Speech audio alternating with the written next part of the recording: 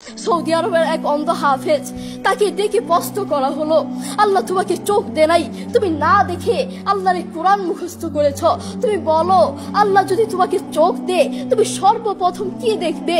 অন্ধ হাফেজ বলল, আল্লাহ আমাকে চোখ দেয় নাই, আল্লাহ আমি চোখে দেখতে পারি না, আমাকে চোখে দেখার মতো সেই শক্তি আল্লাহ দেয় নাই।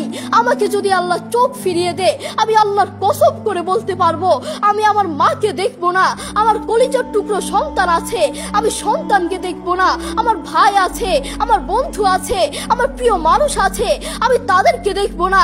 আমি দেখবো যেই কোরআন আমি না দেখে মুখস্থ করেছি সেই কোরআন দেখবো, সেই কোরআনের আয়াতগুলো কত সুন্দর তার দিকে তাকাবো। আল্লাহু আকবার। আমরা আমাদের কথা বলছি, আমাদের চোখ থাকতে আমাদের কোরআন পড়ার সময় হয় না।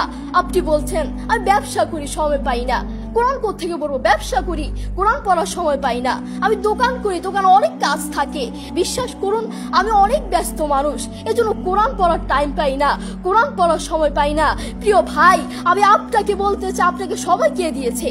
আপনাকে সময় কে দিয়েছে? যে আল্লাহ আপনাকে সময় দিয়েছে সে আল্লাহর জন্য আপনি কোরআন পড়তে পারেন না। আপনার চেনা ফলমান আসমানের নিচে জমিনের উপর আরেকটাও হতে পারে না। কথা বলেন ঠিক কিনা?